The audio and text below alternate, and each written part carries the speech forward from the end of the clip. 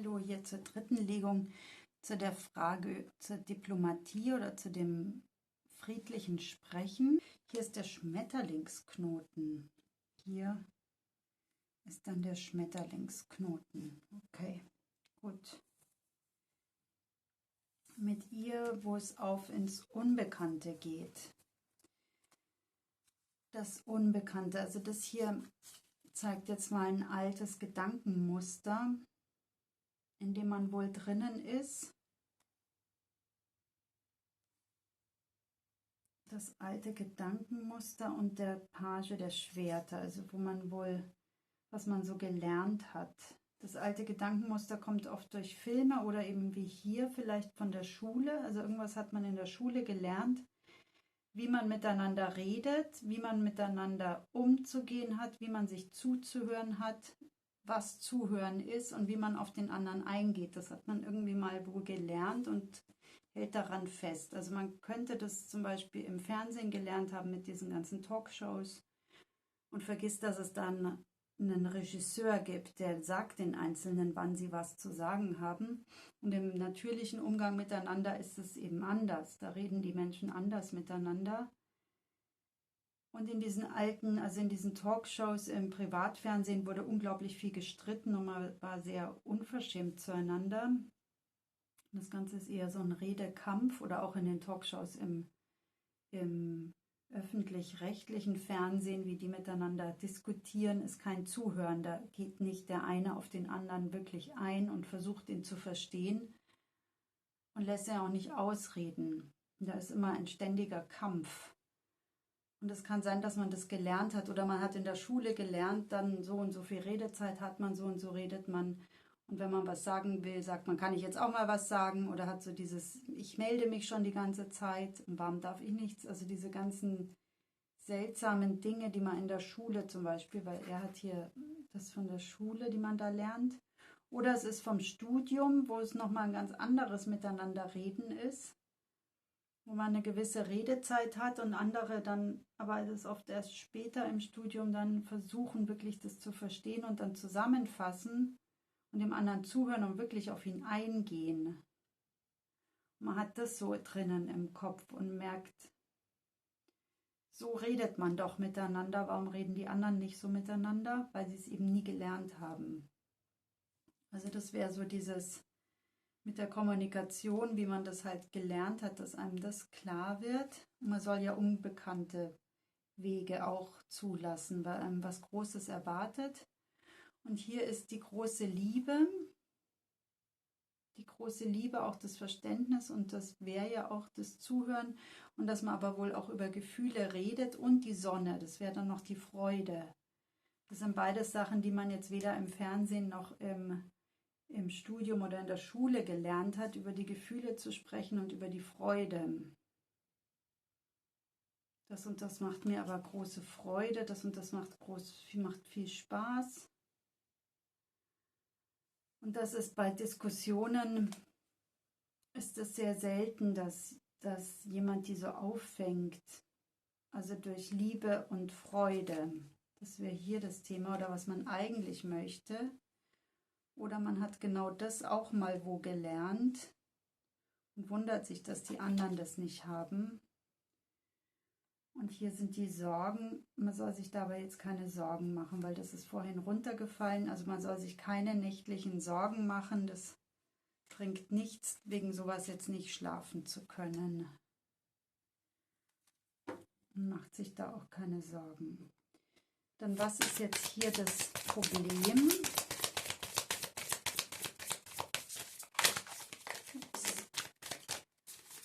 Da ist das Problem, dass hier die 10 der Kelche nicht funktioniert durch die Art, wie man miteinander redet.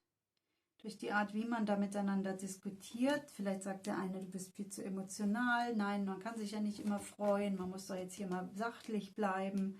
Außerdem ist es so und so. Also durch diese Diskussionen kann man dieses Familienglück nicht leben. Und deswegen ist dieses mit dieser friedlichen Kommunikation da so wichtig. Des Weiteren ist man der Ritter der Stäbe immer sehr also es fehlt einem dadurch die Tatkraft, kommt überhaupt nicht voran. Das Wolkenkuckucksheim, hier, da wachsen keine Bäume in den Himmel der Liebe, die sind ganz abgestorben oder es ist Winter. Hier sind nur die Fledermäuse. Das wird eher so gehext und gezaubert, also das ist eher so ein Reden, wo man den anderen manipuliert. Das ist jetzt kein freies und man kommt nicht weiter. Also eigentlich ist das der Ritter der Stäbe, der dann was Tolles, wo man sich trifft, wo man ein tolles Date hat. Die beiden wären im Positiven, dass man einen wunderschönen Familienkurzausflug hat und das hat man aber nicht. Also weil das ist ja hier das Problem. Durch dieses Diskutieren und nicht diplomatisch reden oder nicht friedlich reden, kommt man hier nicht weiter und die Welt ist hier, also das Ganze bröckelt und geht da zu Ende. Also ist so ein Ende. Da ist die Welt da aus den Fugen geraten. Also es betrifft alles. Das ist dann nicht nur, also durch solche Streits und dieses Undiplomatische wird so nicht nur der persönliche Frieden, aber insgesamt ist es ja fast schon wie wenn da der Weltfrieden gefährdet ist durch diese Art, wenn man immer so miteinander so lieblos und freudlos redet und im Fernsehen ständig so streiten will, einfach nur.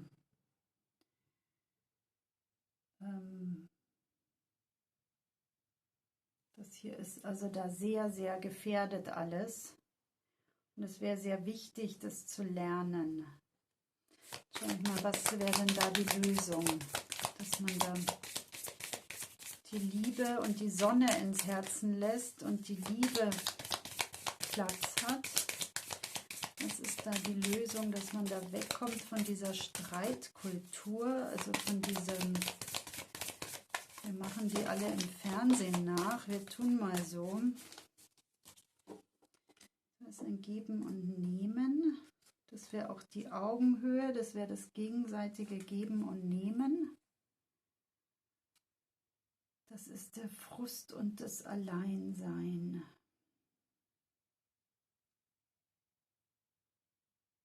Die Lösung für das Ganze hier ist einmal, das Offensichtliche ist einmal das Geben und Nehmen. Also dass man ganz klar ist in dem, was man sich gegenseitig da gibt und nimmt. Und was man durch das auch verliert. Also was man beim Reden dem anderen da nimmt durch dieses Festhalten an diesen alten Gedankenmustern. Man muss ja immer streiten durch dieses Nachmachen von Filmen. Und wenn man da nicht diplomatisch lernt, diplomatisch zu sein, sondern man müsste hier ja dem anderen reinen Wein einschenken und auch mal da klar sein. Also 4 der Kelche, der ist eigentlich der Frust und der Groll. Den Frust und den Groll muss man mal mit sich ausmachen. Der Eigenbrötler, der Einsiedler, der macht das alles erstmal mit sich aus. Der recherchiert hier, der hat hier seine Umzugskiste, den Stern. Und alles, was den jetzt mal frustriert in der Welt, macht er erstmal mit sich aus.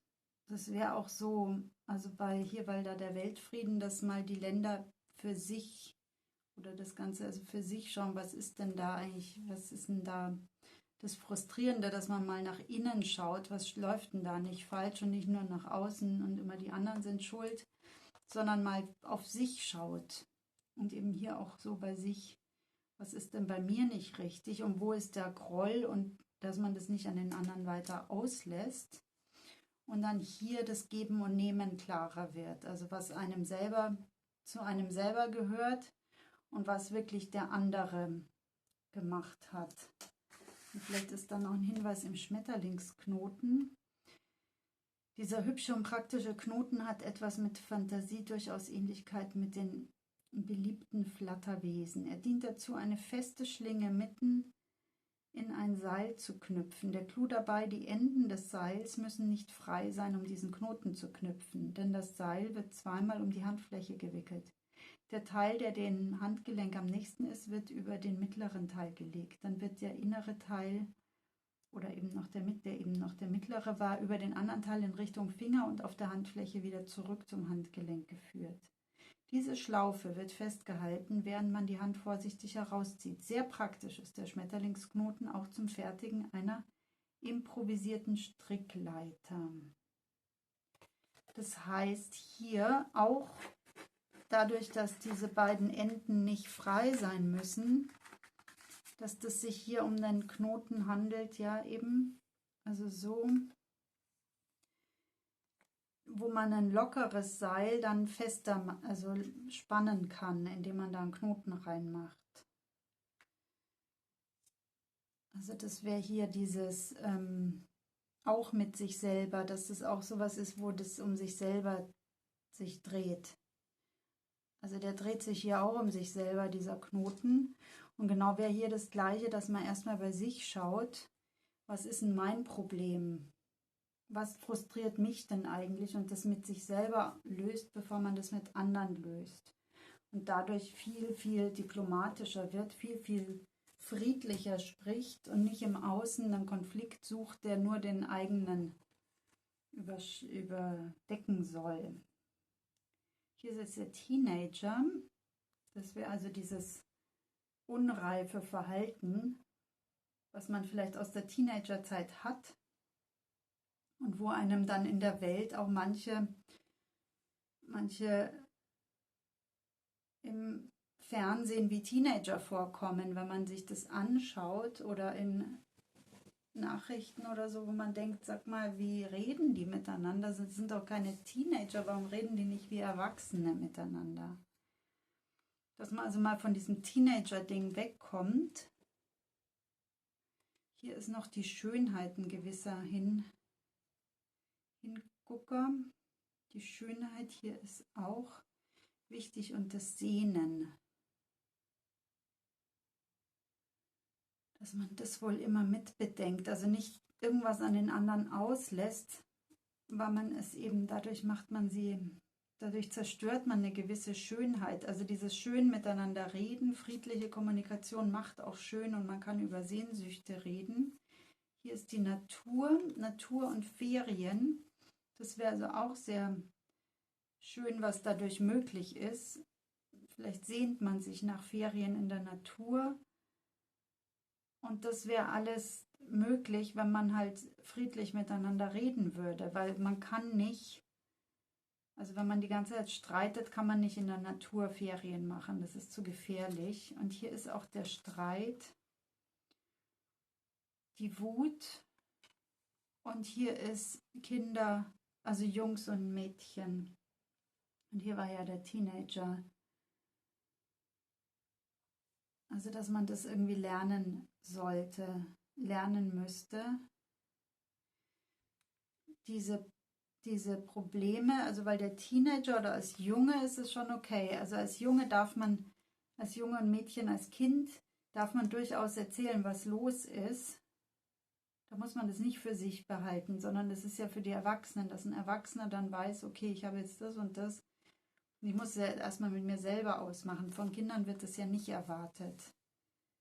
Und dass man da sich weiterentwickelt, so wie vielleicht dieser Knoten, also von diesem Seil, das immer älter wird und dann so runterhängt und dann merkt, ja, nee, ich muss es ja jetzt, damit ich wieder Spannung habe, muss ich hier das mit mir selber ausmachen. Also um das hier so reinzudrehen. Wenn man jetzt die beiden Enden hier festhält, man sagt, nee, das muss man selber ausmachen mit sich und dann hier diesen Knoten da reinkriegt, damit wieder Spannung da ist im Leben, also wieder, damit man wieder was machen kann und sonst hängt man so durch. Das wäre jetzt hier das Warum, was es da mit diesem friedlichen Reden auf sich hat, mit dieser Diplomatie, warum die wichtig ist, damit man sich sozusagen weiterentwickelt, um dann auch mal hier Ferien machen zu können mit jemandem, wonach man sich sehnt. Oder alleine. Vielleicht kann man auch mal alleine Ferien machen in der Natur, um hier an diese alte Wut ranzukommen, die man vielleicht noch aus der Kinderzeit hat. Und vielleicht heilt einen dann der Anblick von dem Feuer und danach kann man dann hier geben und nehmen und schafft es dann, vielleicht ist es auch dieses Unbekannte und schafft dann eine Sprache mit in voller Liebe und Freude. Also hier die Liebe und Freude weiterzugeben. Genau. Gut, das ist alles, was ich hier dazu habe. Ich hoffe, es war hilfreich und inspirierend. Und dann bis zum nächsten Mal.